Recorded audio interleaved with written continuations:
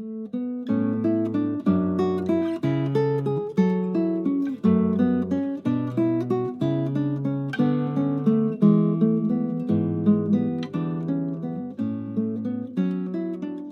nome do Pai, do Filho e do Espírito Santo.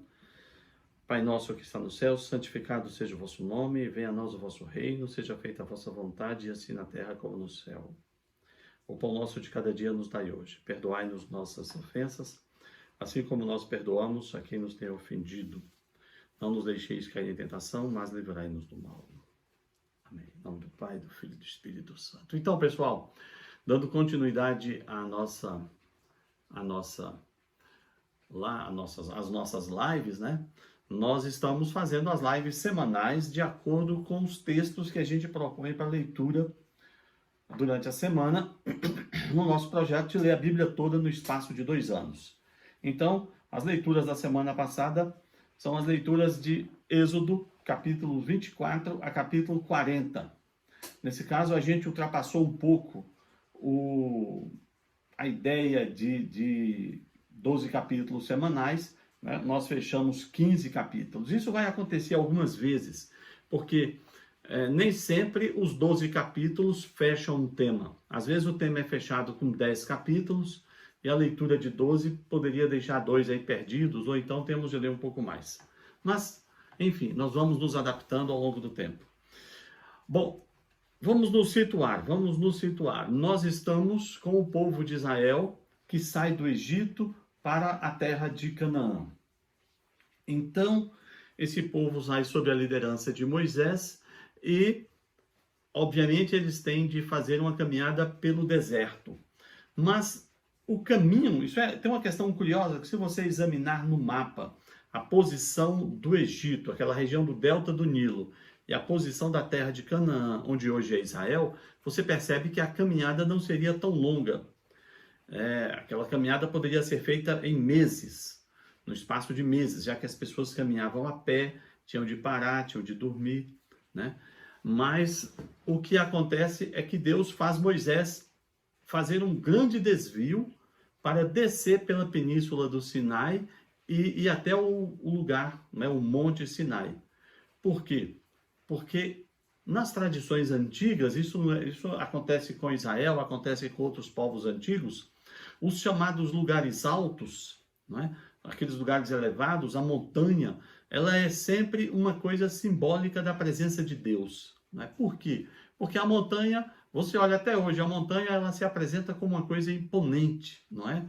É aquela porção de terra que se eleva, que sobe, e de lá você tem uma grande visão. Então existia nas culturas antigas uma concepção da montanha como um lugar sagrado. Por isso, Deus quer, como eu venho dizendo desde o início, desde Abraão, Deus quer ter um povo sobre a terra, no planeta Terra, nessa civilização humana. Deus quer ter um povo que faça testemunho do seu nome. E por meio desse povo, Deus quer se manifestar ao mundo, mostrar ao mundo quem ele é. Obviamente que nós estamos num período da história em que as pessoas, a civilização está um tanto atrasada, né? Considerando o modelo de hoje, né? Os modelos posteriores. Então, é preciso criar uma nova ética, um novo modelo de vida. E Deus vai fazer desse povo de Israel um povo diferenciado daqueles povos, né? Um povo monoteísta, um povo em que as relações humanas, as relações entre as famílias, entre marido, mulher, sogro, sogra, filhos, parentes, tenham um caráter mais ético, mais civilizado, né, mais moral. Então, é preciso fazer com esse povo o que seria uma espécie de um grande pacto, né? Por isso nós chamamos a Bíblia chama de o pacto ou a aliança do Sinai. A aliança do Sinai. Deus vai fazer uma aliança com o povo de Israel que está saindo do Egito e indo para a terra de Canaã. Aliás, esse tema das alianças é uma das chaves de leitura do Antigo Testamento. Se nós olharmos o Antigo Testamento, nós vamos ver que ele é uma sequência de alianças. Deus faz várias alianças com o passar do tempo, preparando a humanidade para uma última e definitiva aliança. Por exemplo, quando Deus coloca Adão e Eva no Éden, para que eles cuidem do jardim. Interessante, eu estava escrevendo hoje sobre esse assunto, né? Deus coloca Adão e Eva no Éden, não para viverem em ócio. Deus não lida com ócio. O ócio, a pessoa folgada, o sujeito que não quer trabalhar, não é bem visto por Deus, né? Deus coloca Adão e Eva no jardim e diz que eles têm de cultivar e guardar o jardim. Ou seja, Deus já institui de plano o trabalho como meio de vida do homem, do ser humano, né? Então, a aliança, a colocação de Adão e Eva no jardim já é uma forma de aliança, a chamada aliança adâmica, que eles quebram por conta do pecado. Mais tarde, Deus faz a aliança com Noé, quando salva Noé e sua família. E os descendentes de Noé quebram a aliança. E aí Deus faz a aliança com Abraão. Depois nós temos o incidente desse povo ter ido para o Egito, e agora Deus vai fazer uma aliança com os descendentes de Abraão, que é a aliança do Sinai. E depois terá a aliança davídica, terá a aliança dos profetas mais tarde, até que quando Deus entende que o mundo está preparado, ele envia Jesus. E Jesus faz o que na cruz? A última e definitiva aliança. Então, as alianças são formas pedagógicas de Deus se apresentar ao ser humano ao longo da história da humanidade, preparando esse ser humano para o advento de Cristo. Porque Cristo é a última aliança. Pois bem, e essa aliança está no capítulo 24, que nós lemos há 2 semanas, né? Onde Deus vai dizer o seguinte para o povo: Ele lhe será o Deus daquelas pessoas, daquele país, daquele povo. Esse povo terá uma posição privilegiada como povo de Deus, mas eles devem, por óbvio, guardar os mandamentos. E o povo aquece com essa aliança. O povo concorda com essa aliança. A aliança é estabelecida entre Moisés e o povo. É o que nós lemos no capítulo 24, na parte final do capítulo 24. E aí, Moisés, que tinha estado na montanha do Monte Sinai, ele traz então as tábuas contendo os 10 mandamentos.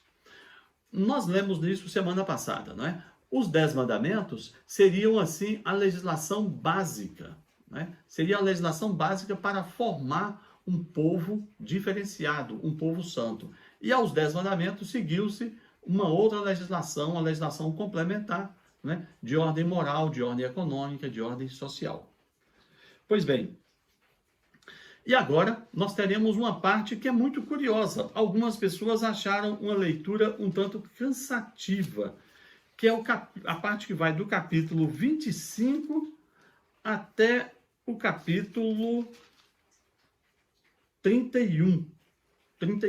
São 6 capítulos onde Deus dá o modelo ou as instruções de construção do santuário onde serão feitos os cultos. Então vejam bem, o texto de Êxodo, nos capítulos 25 ao 31, 25, 26, 27, 28, 29, 30 e 31, são 7 capítulos apenas de instruções litúrgicas. Deus diz a Moisés como deve ser feito. Primeiro, a arca da aliança. A arca é o objeto que vai simbolizar essa aliança. O propiciatório e os querubins, a mesa dos pães sagrados, o candelabro, as cortinas, o véu do santuário, o altar do holocausto, o átrio, o azeite. Deus dá instrução quanto às vestes dos sacerdotes, o efode, o peitoral, o manto, a lâmina na frente da que vai usar na testa do sacerdote, a tiara, a túnica e o cinto. Instruções sobre os sacrifícios diários, o altar do incenso, uma taxa que se paga, bacia, óleo de unção e escolha, até o detalhamento chega ao ponto de se escolher as pessoas que vão trabalhar na confecção de todos esses elementos litúrgicos. Como eu disse, algumas pessoas acharam uma leitura um pouco cansativa. Mas a gente precisa entender uma coisa. O judaísmo, essa religião judaica, ela tinha um conjunto de prescrições, um conjunto de regras e uma forma de culto que tinha, por óbvio, uma série de significados, de simbologias. E nós, católicos, a religião católica, ela é também uma religião de muita simbologia, de muitos elementos litúrgicos, simbólicos. Você vê, por exemplo, na nossa missa.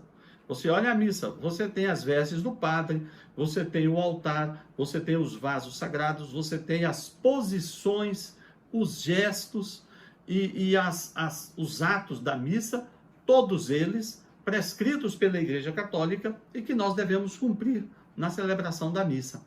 Então, existe uma certa paridade, uma certa semelhança, vamos dizer assim, entre a liturgia do Antigo Testamento, não é? A liturgia, o culto do Antigo Testamento, e a liturgia do Novo Testamento, a liturgia da missa. Por que isso?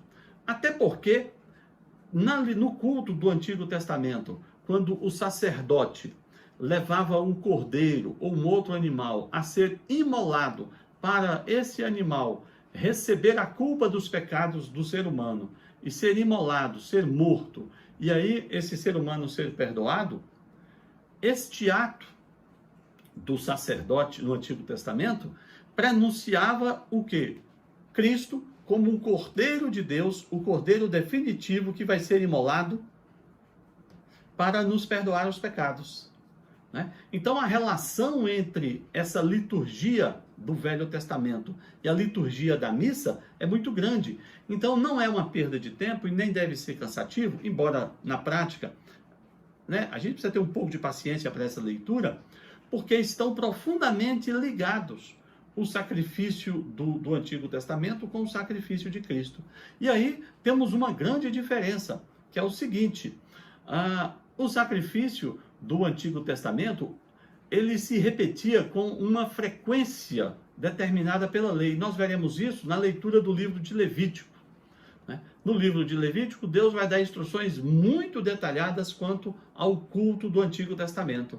E esses sacrifícios serão repetidos. Né? Teremos os sacrifícios diários, os sacrifícios da semana, do mês, das festas, da Páscoa.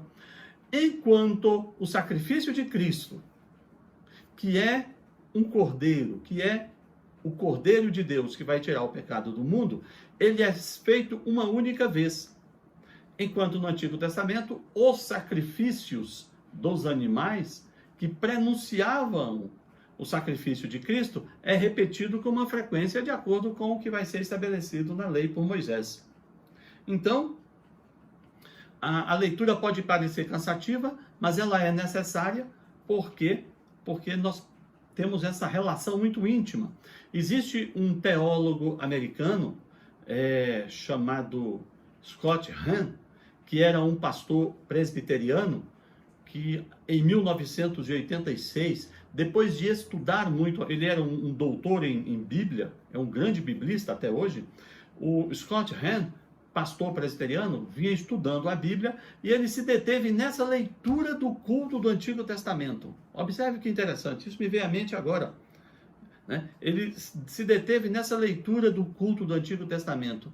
E depois ele começou a identificar, estudando a missa católica, ele começou a criar uma identificação tão grande entre a missa católica e o culto do Antigo Testamento, que isso levou a estudar mais profundamente o catolicismo e ele se tornou católico. Né? Então, o Scott Hahn, depois eu vou deixar alguma coisa sobre ele, ou vocês procurem no Google, né? Ele é um dos grandes apologistas, um dos grandes defensores da fé católica hoje, né? Como um ex-protestante. Então vamos lá. Né? Como eu disse, dos capítulos 25 ao 31, nós temos as instruções de Moisés, de Deus a Moisés, quanto à forma de criação e construção dos elementos litúrgicos. O primeiro deles é a Arca da Aliança. A arca era uma forma de paralelepípedo, né? Ela tinha 2,5 côvados de comprimento, isso dá mais ou menos 90, 1,10 m mais ou menos, de comprimento, 1,5 côvado de largura, isso vai dar 45, uns 60 centímetros mais ou menos, e mais 60 centímetros de altura. Então era uma forma de como se fosse um tijolo, né? Um paralelepípedo, né? É 1,10 m, 1,15 m por 62 de largura e 62 de altura. Essa arca, ela era feita de uma madeira chamada acácia, né? Uma madeira muito resistente e ao mesmo tempo fácil de trabalhar, e ela era revestida de ouro, né? E ela tinha ela era na verdade uma caixa vazia. Dentro dessa caixa deveriam ser colocadas as leis contendo os 10 mandamentos. Veja a simbologia. E essa arca, ela era a simbologia da presença de Deus no meio do povo de Israel. Então, a presença de Deus no meio do povo era simbolizada pela arca. E essa arca tinha o nome de Arca da Aliança. E veja que interessante. Deus manda que Moisés construa dois querubins de ouro que são colocados em cima da tampa da arca e as asas deles se tocam, não é? Em cima da tampa da arca. Esse lugar entre os querubins, Deus chamou de propiciatório. E uma vez por mês, uma vez por ano, o sumo sacerdote entrava no lugar onde estava a arca. Nesse momento do deserto é uma tenda, né? Mais tarde, alguns séculos mais tarde, Salomão, o rei de Israel, filho de Davi, vai construir o templo. E aí a arca fica num lugar específico chamado Santo dos Santos. O sumo sacerdote entra dentro do Santo dos Santos apenas uma vez por ano e asperge sangue sobre o propiciatório, que é esse espaço entre os querubins na arca. E ali eles obtinham o perdão de Deus, a renovação da aliança com Deus. A arca é um símbolo da presença de Deus. Então nós teremos dentro da arca principalmente as tábuas dos 10 mandamentos e outros objetos que nós veremos depois, né? E tempos depois nós vamos verificar, e vamos ver isso ao longo do texto da Bíblia, que essa presença da arca no meio do povo sempre seria sinal de bênção. Por exemplo, mais tarde, Davi vai levar essa arca para os campos de batalha, né? E quando a arca está presente nos campos de batalha, os exércitos de Israel saem vitoriosos. Mas isso não significa, veja bem, isso não significa que a arca fosse um amuleto, ou seja, que ela fosse um objeto que tivesse valor por si mesma, porque aí nós teríamos um fetiche, não é? Aí seria uma espécie de fetichismo. Não é que a arca tivesse valor em si mesmo, ela era uma arca de madeira recoberta de ouro, consagrada ao culto, e por isso ela era simbolicamente a presença de Deus. Tanto assim é que mais tarde, em momentos de dificuldade, um rei que antecedeu a Davi, o rei Saul vai levar a arca para um campo de batalha, mas como ele próprio era um homem que não andava com Deus, Deus vai permitir que os inimigos, os filisteus, capturem a arca. Então, a arca não é, por si só, não é o objeto da santidade. Ela é simbolicamente o objeto da santidade. E isso tem uma lição para nós católicos, né? Na Igreja Católica nós temos também uma série de elementos simbólicos, né? Nós temos as velas, nós temos a toalha do altar, nós temos as vestes do padre, nós temos o ambão, nós temos o crucifixo, nós temos as nossas imagens, né? Então, todos esses elementos são simbólicos acerca da presença de Deus, acerca do conhecimento de Deus e da nossa religião, né? Esses elementos simbólicos, eles têm uma função pedagógica, né? Eles servem para traduzir aquilo que nós não conseguimos expressar. Então, a pureza, por exemplo, né? A pureza de Deus, a santidade de Deus, a absoluta perfeição de Deus, que nós não temos como contemplar ou como descrever, nós colocamos de uma maneira simbólica na toalha branca de linho sobre o altar da missa, né? Então, nós temos todo esse conjunto, todos esses elementos simbólicos. Você pega, por exemplo, as vestes do padre. O padre se veste inicialmente com uma túnica branca.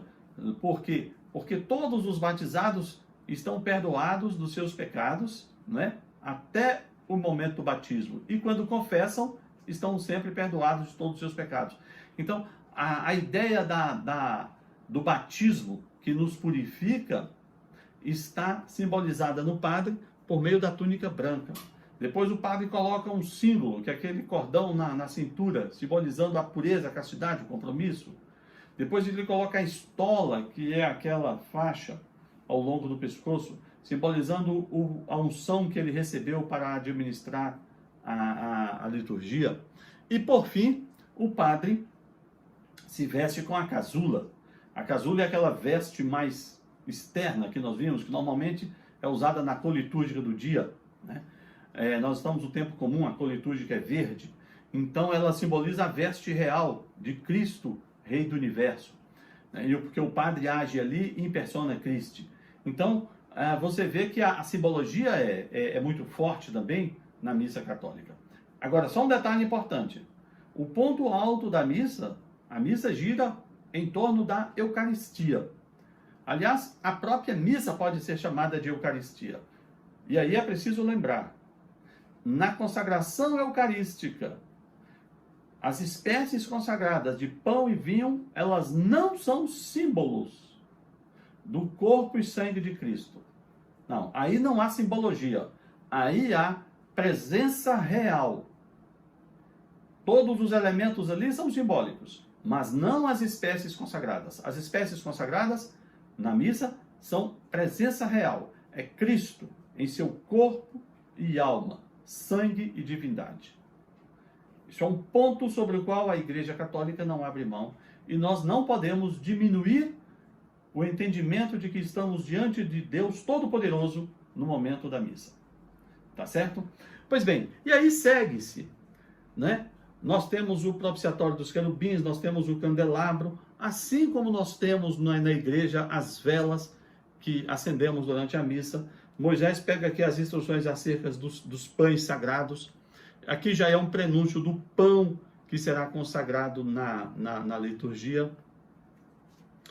Nós temos até a descrição de como se fazer as cortinas do tabernáculo onde ficava a arca do tesouro, o véu, o altar do holocausto, o altar onde o sacerdote iria fazer o holocausto do animal. E você vai lembrar que na missa, se você observar a missa, e amanhã é domingo, nós vamos à missa, quando o padre chega ao altar, o padre beija o altar. E aqui só falando um pouquinho do espaço litúrgico. Aquela parte mais alta, a partir da qual o padre celebra a missa, aquilo não é o altar, aquilo é o presbitério, normalmente composto de alguns degraus, onde o padre fica numa posição mais elevada, o sacerdote fica numa posição mais elevada. Aquele espaço se chama presbitério, onde está somente o padre e as pessoas que lhe auxiliam diretamente na missa. O altar é a mesa, porque é ali na mesa onde ocorre o sacrifício da missa. É onde Cristo demonstra o seu sacrifício por nós. Por isso o padre beija o altar, a mesa do altar, no início da missa e no final da missa. Assim como Cristo beija a cruz que ele vai levar ao Calvário para nos salvar. Então, aqui fala também do azeite das lâmpadas. Hoje em dia se usa com muita frequência as velas de parafina, né? Mas nesse tempo se usava a lamparina a partir do azeite. Existiam formas específicas também de construir, de elaborar esse elemento. Nós temos a figura do azeite, ou do óleo ungido, né? Que é um azeite de oliva, para vários momentos na missa, né? No batismo, na crisma, na unção dos enfermos, em vários momentos a igreja utiliza esses elementos como o óleo ungido. E essa herança cultural e figurativa advém desse culto antigo do judaísmo. No capítulo 28, ele inteiro, ele tem um único tema, que são as vestes dos sacerdotes, né? O sacerdote do judaísmo, que vai celebrar esse culto, ele tinha um conjunto de vestes próprias. Aqui se fala do efode, que era um manto de linho, o peitoral, que era uma roupa que ficava com uma figura específica no peito, o manto que lhe cobria tudo, e ele tinha uma tiara também, de ouro, onde estava escrito santidade ao Senhor. Então havia uma roupa muito simbólica, assim como o padre tem as suas vestes simbólicas. Eu acabei de falar aqui da túnica, do símbolo, da estola e da casula, não é? Como sendo as vestes do padre. Lamentavelmente, e eu falo isso com certa tristeza, alguns padres têm dispensado o uso da casula, né? E celebram a missa apenas com a túnica branca e a estola. Veja, existe um documento da igreja chamado Instrução Geral do Missal Romano.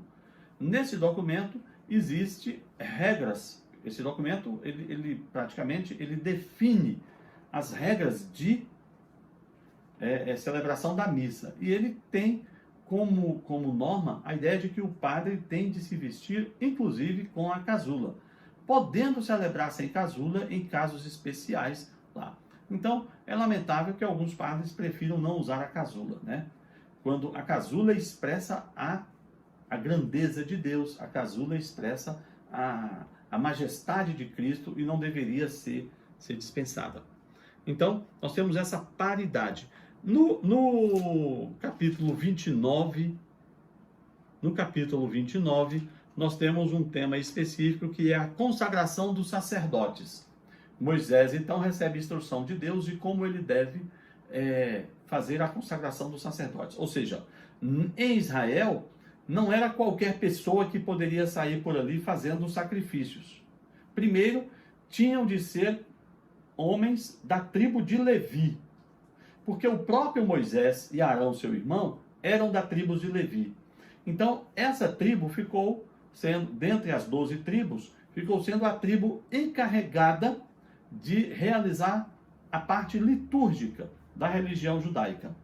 Então era preciso ser homem da tribo de Levi e existia um rito específico para a pessoa se tornar sacerdote, uma espécie de consagração dos sacerdotes. E você veja que a Igreja Católica absorveu isso de uma maneira muito bonita, né?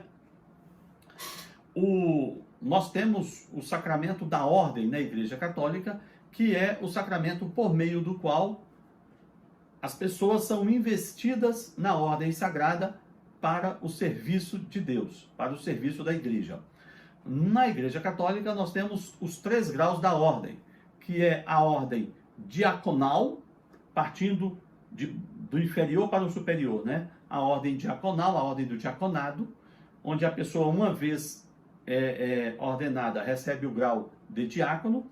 Depois o diácono será ordenado sacerdote ou presbítero, que é a ordem presbiteral, né? Que presbítero é o que nós chamamos carinhosamente de padre, e depois nós temos a ordem episcopal, que são os bispos. Então nós temos esses 3 graus da ordem: o episcopado, bispos, o presbiterado, o presbítero ou padre, e o diaconado, que formam os diáconos, né? Lembrando que os diáconos são de 2 espécies, né? Você tem o diácono transitório, que é aquele rapaz que concluiu os estudos de filosofia e teologia no seminário, é ordenado diácono, exerce algumas funções litúrgicas de auxílio ao padre, para depois, mais tarde, depois de algum tempo como diácono, ele é ordenado padre, presbítero, né? Passa para o 2º grau da ordem. E nós temos os diáconos permanentes. O diácono permanente é uma pessoa que é ordenada para o diaconato, mas para viver apenas no grau do diaconado. Ele não passa depois para o grau do presbiterado. Ele não passa a ser padre, ele passa a ser diácono por toda a vida. Daí a expressão diácono transitório, diácono permanente, né? E se você já foi a uma missa de ordenação, você já pôde perceber que é uma missa muito simbólica, cheia de ritos, e ritos belíssimos, né? Então, se você não foi, e se a sua cidade é sede de diocese, ou de arquidiocese, no dia que você tiver a chance, assista e participe de uma missa de ordenação sacerdotal. Pessoalmente, eu tive vamos dizer assim, a graça de organizar, né, dentro de uma equipe, a missa de ordenação de um padre. Foi uma coisa extremamente trabalhosa, né? Foi uma ordenação belíssima, mas extremamente trabalhosa. Eu vou tentar encontrar o link da missa de ordenação desse padre a que eu me refiro e colocar nos grupos. É uma missa que dura muito tempo, né? 1h30, 2 horas, mas foi uma missa belíssima. Muito bem, dando continuidade, nós concluímos então o artigo 30 e o artigo 31 do livro de Êxodo com a conclusão das ordens de Deus a Moisés acerca da construção ou da elaboração dos elementos litúrgicos para o culto judaico, né? Eu insisto em dizer que, apesar de parecer uma leitura, vamos dizer, aparentemente cansativa, quando nós fazemos a leitura desse texto de 25 a 31 do livro de Êxodo, visando ou lembrando da liturgia católica, dos elementos litúrgicos católicos e da importância desses elementos simbólicos para a nossa compreensão do sagrado, essa leitura se torna mais agradável, tá certo? E a própria participação na missa, quando nós olhamos os elementos simbólicos da missa, e olhando com a visão do seu significado, do seu sentido, não é? Para a nossa instrução e para que nós possamos apreender melhor o sentido da missa, essa leitura, por exemplo, do 25 ao 31, se torna muito mais interessante, muito mais agradável. Eu estou pensando, aliás, eu vou adiantar aqui, eu vou gravar um conjunto de vídeos. Isso vai levar muito tempo, porque eu estou imaginando que isso terá de ser umas 5 ou 6 vídeos sobre a missa. Vamos fazer um curso sobre a Santa Missa, abrangendo o significado da missa, né? Abrangendo a descrição dos atos da missa, o seu significado, não é? E mais ainda, vamos incluir aí a questão da posição, dos gestos, do comportamento e de como nós devemos estar presentes durante a missa. Eu já tive essa experiência de fazer esse curso em outra situação, né? Mas eu vou repetir agora, gravando novamente a partir da semana que vem, talvez uma média aí de um vídeo por semana, e mais ou menos de umas 4 ou 5 semanas, nós teremos aí os 6 ou 7 vídeos sobre o sentido da missa, né? Isso já é uma ideia antiga e eu acho que vai ser muito bem para a gente. Pois bem, Moisés está no Monte Sinai recebendo essas instruções de Deus acerca da liturgia, acerca dos elementos litúrgicos para o culto do povo de Israel. E nesse meio tempo, as pessoas que ficaram ao pé do Monte Sinai, toda aquela multidão que saiu do Egito junto com Moisés, eles começam a se desesperar.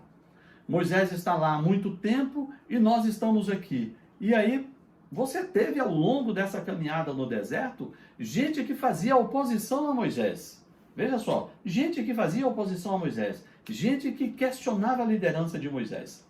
Então, eles se veem privados de um Deus. Por quê? Porque o Deus de Abraão, Isaac e Jacó, que se manifesta naquela forma tremenda lá no alto da montanha, e Moisés está lá há muito tempo, ele pode ter abandonado o povo. Eu sempre achei que a falta de fé desse povo de Israel, ele deve ser, a gente deve olhar isso com certo cuidado, com certa parcimônia. Como eu disse no sábado passado, aquele povo passou mais de 400 anos escravizado no Egito, num ambiente de uma cultura politeísta, onde o Deus era o próprio animal, a própria imagem era a personificação de Deus, né?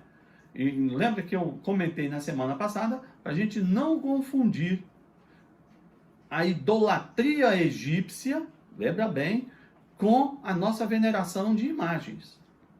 Nos países politeístas do mundo antigo, a própria imagem era a figura divina, certo? O próprio elemento, aquele objeto de pedra, simbolizando lá um cão, o Anubis, né? O deus Ra, aquilo era a própria divindade.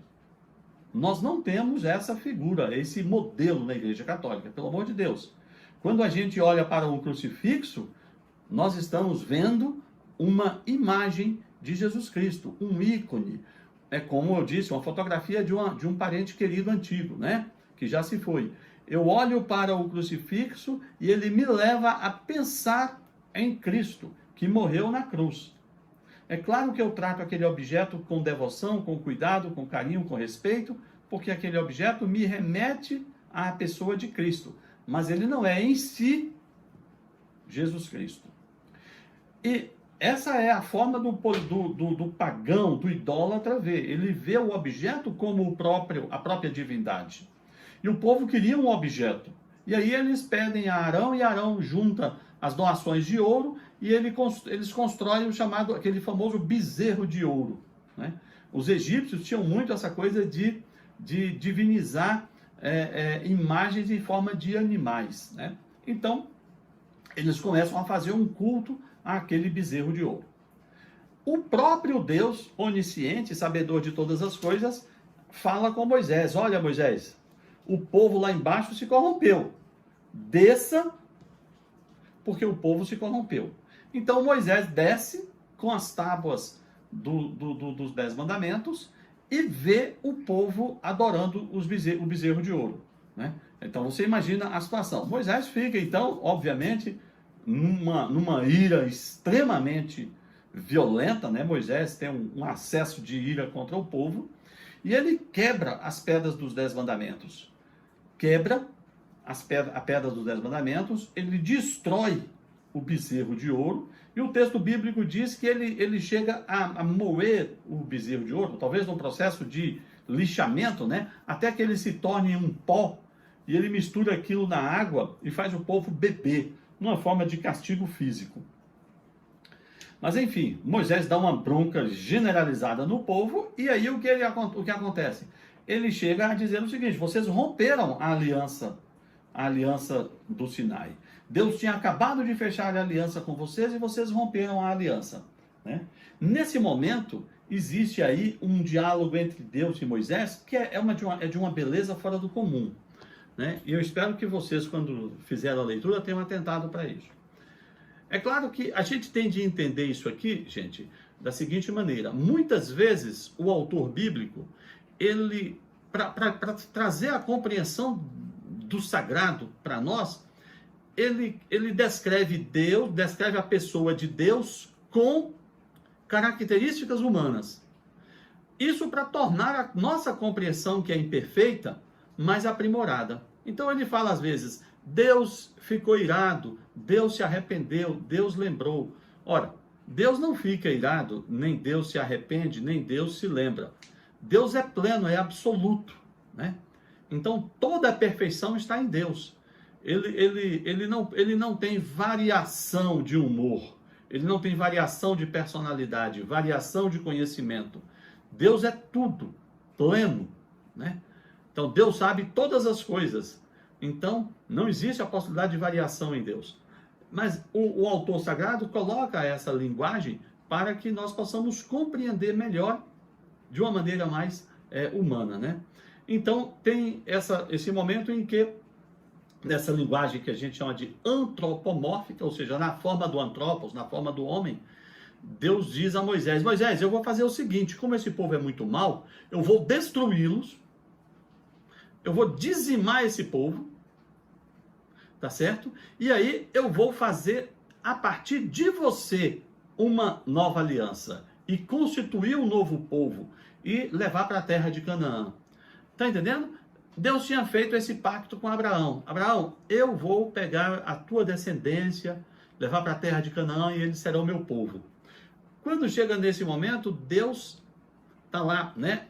Na linguagem antropomórfica, enfurecido com o povo, então ele propõe, eu destruo o povo e recomeço com Moisés. Isso não seria quebrar o pacto com Abraão, porque o próprio Moisés é descendente de Abraão. Ora, Moisés é da tribo de Levi, Levi é filho de Jacó, Jacó é neto de Abraão. Então está mantida a promessa a Abraão, mas seria um recomeço. E aí Moisés faz uma intercessão que lhe torna, mais uma vez, um prenúncio de Cristo. Moisés vai dizer a Deus o seguinte, olha, perdoa esse povo,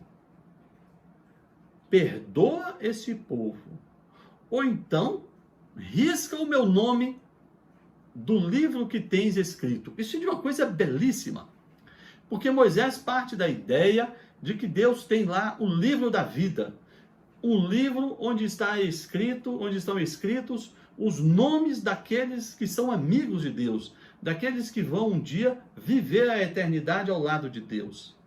E Moisés intercede pelo povo e se dispõe a morrer pelo povo.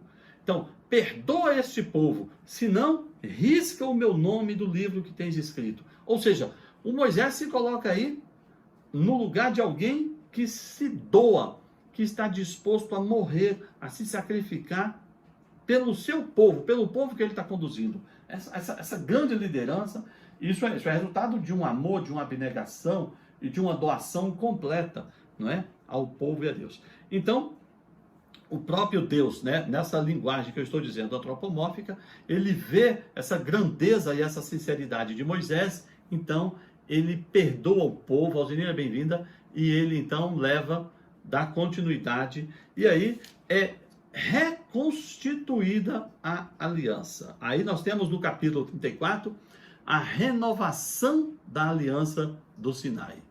Aí Moisés novamente sobe ao monte, e Moisés então está na presença de Deus. Deus reescreve os 10 mandamentos e Moisés traz para ser colocado na Arca da Aliança e assim dar continuidade à caminhada. Mas aí acontece uma coisa muito interessante, gente, que é o seguinte: quando Moisés sobe nessa terceira subida ao Sinai, já depois de reconstruída ou reformada, né, refeita a aliança do Sinai, ele passa lá 40 dias. Tem uma situação muito curiosa. Moisés que é uma espécie de prova, né? Moisés que é uma espécie de maior intimidade com Deus. Então Moisés pede, isso é muito interessante no texto, Moisés pede que Deus lhe mostre a sua glória. Olha só, deixe ver a sua glória. E Deus vai dizer a Moisés o seguinte: não é possível que um homem me veja face a face e continue vivo. Na carta, tem um texto, não me lembro exatamente de cabeça, mas tem um versículo lá em 1 João, primeira epístola de São João, capítulo 1, acho que é o capítulo 1, algum versículo, que São João diz: ninguém jamais viu a Deus. Porque ele está discutindo aquela questão, né? Se você que não vê a Deus diz que ama a Deus, como é que você não ama seu irmão que você vê? Né? Então, nessa argumentação, São João diz que ninguém jamais viu a Deus. E o Catecismo da Igreja Católica também diz que ninguém jamais viu a Deus. Mas Moisés faz o seguinte, Moisés pede para ver a glória de Deus. Deus então diz assim: não é possível me ver, mas eu vou te colocar na rocha e farei passar diante de ti a minha bondade. E quando eu tiver passado, você me verá pelas costas. Deus não tem costas, Deus é um espírito pleno, absoluto.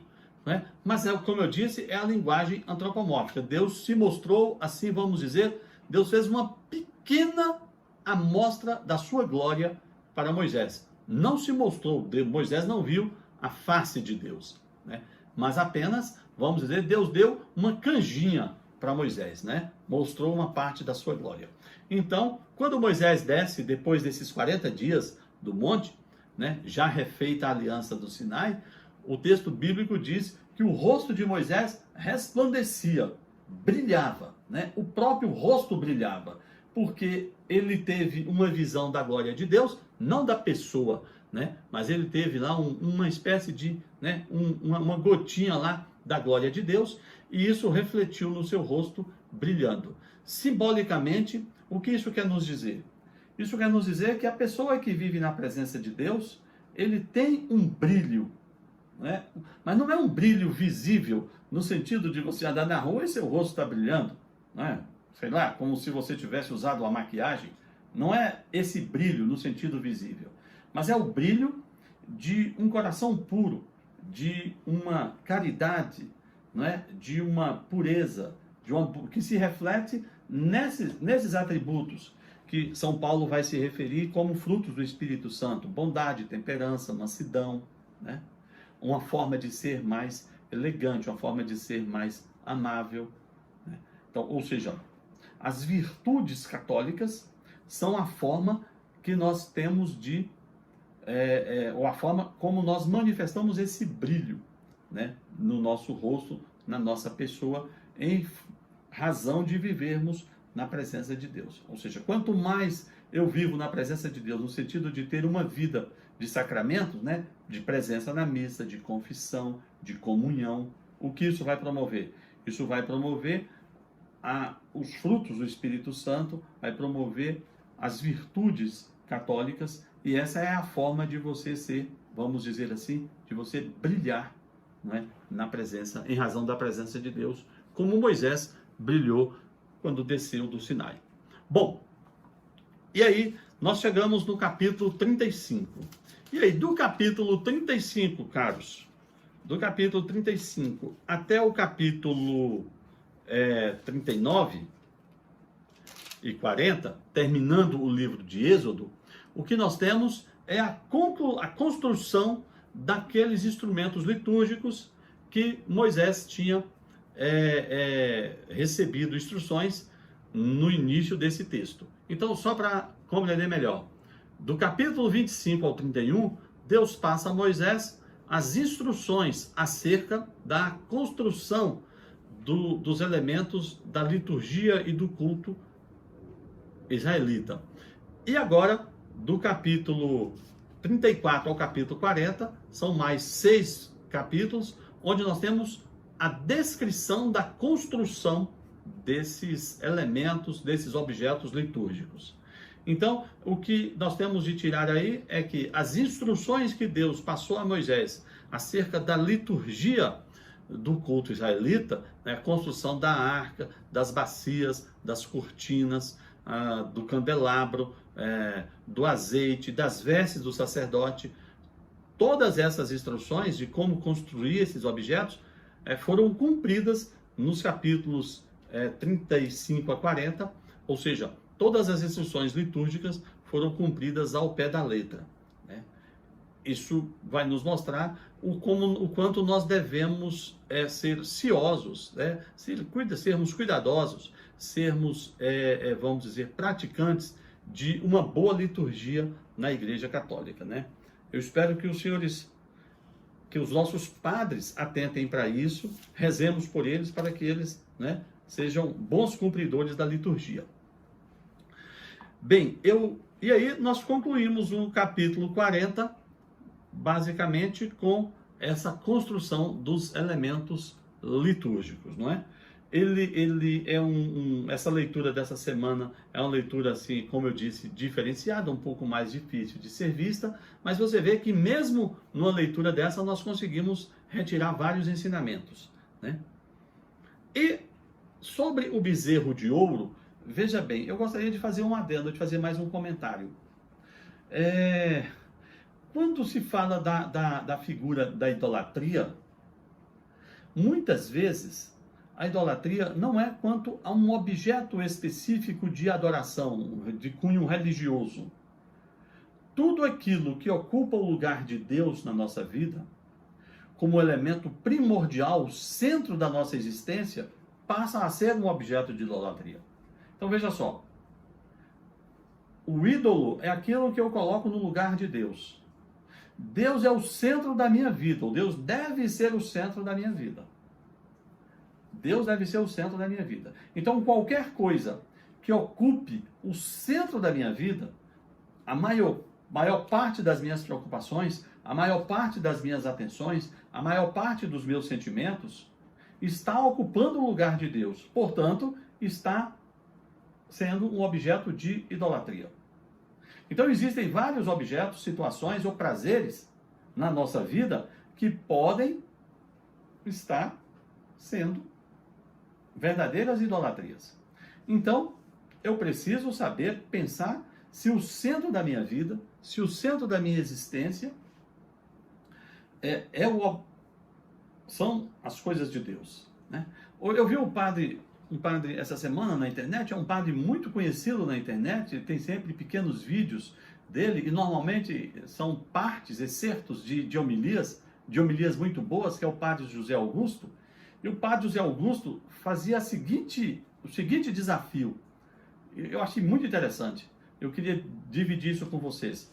Ele diz assim: quando você está no seu grupo de amigos mais próximos, né? Vocês homens, jovens, ou vocês mulheres jovens, ou mulheres casadas, enfim, não importa. Quando você está no seu grupo mais íntimo de amigos, qual é o assunto que domina? Né? Qual é o assunto que domina a conversa, a troca de mensagens nas redes sociais, quando nós estamos no nosso grupo de amigos mais íntimos? É isso que é o centro de sua vida. Você está me entendendo? Se o centro da minha vida estiver em torno das coisas de Deus, talvez eu esteja vivendo aí sim, com certeza, uma vida sem idolatria. Mas se o centro da minha vida, não é, que eu posso pensar como aqueles assuntos que no dia a dia, dentre os meus amigos, ocupam a nossa atenção, talvez aí, né, eu esteja vivendo uma situação que mereça uma correção, certo? Aprimorar sempre será possível. Se eu já tenho Deus como centro da minha vida, se a minha preocupação maior é a minha vida com Deus e a minha relação com a igreja, ótimo. Então vou intensificar isso. Mas se não estiver sendo, eu tenho de pensar em mudar de vida, né? Em resolver isso. Isso se faz por meio da conversão diária. Muito bem, pessoal. Então estamos concluindo nossa live. Temos aí mais uns 2 ou 3 minutos. Eu vou tentar trabalhar essa semana a questão da missa, do curso sobre a Santa Missa. No site eu já mandei criar essa semana o espaço, né, o link específico para o curso da missa, e vou começar a gravar essa semana mesmo. Depois a gente vai ver se a gente libera o curso de uma vez só, o curso completo, ou se a gente vai liberando a gravação na medida em que ela estiver sendo realizada. Quanto ao curso de Teologia dos Sacramentos, ele está no site completo, parcialmente, porque falta o Sacramento da Ordem. Eu vou tentar gravar o Sacramento da Ordem amanhã de manhã, em 3 vídeos, e vou tentar disponibilizar ainda amanhã. Tá certo? Amanhã também eu vou disponibilizar as leituras da semana que vem, já no livro de Levítico. Se você teve dificuldade e não conseguiu ler todo o livro de Gênesis, ou não conseguiu ler todo o livro de Êxodo, interrompa a leitura onde você parou e vamos recomeçar na segunda-feira a leitura de Levítico, a partir do capítulo 1. Depois, com calma, a gente vai pensar numa forma de fazer um trabalho aí com os retardatários, o pessoal que não leu Êxodo e Gênesis, a gente dá um jeito de fazer isso. Eu podia falar da liturgia diária. Meu caro, eu estou pensando no seguinte, no nosso site, eu quero que vocês precisam visitar o nosso site, www.gruposantaselmo.com.br, e está sempre também assistindo os vídeos no canal do YouTube. Liturgia diária. eu fiz um ensaio de alguns dias de fazer, a partir da leitura do Evangelho diário, uma pequena meditação de 3 minutos, Jana. Eu cheguei a fazer isso essa semana. Isso é feito por uma ferramenta, não sei se você conhece, que na internet se chama de podcast. Eu já criei um podcast, mas ele precisa ter o seu link inserido dentro do site, e aí já é uma questão de conhecimento de informática que eu só vou conseguir na segunda-feira com a empresa que cuida do site. Mas eu vou fazer. Talvez amanhã, a gente recomece amanhã mesmo, já com o Evangelho de domingo.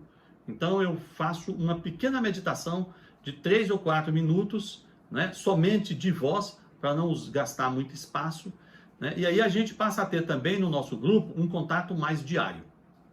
Tá certo? Então é isso. Fiquem com Deus, vamos às leituras, e nós já estamos acumulando aí. Nós já temos para fazer o curso de missa, não é? Significado e partes da missa, e também o do terço, o terço mariano, a importância do terço, e ainda a questão da necessidade de rezarmos e rezarmos sempre. Tá certo? Então, mais uma vez, foi um prazer estar com vocês. Até logo e que Deus nos ajude. Tá certo? Em nome do Pai, do Filho e do Espírito Santo. Amém. Santo Anselmo, rogai por nós. Amém.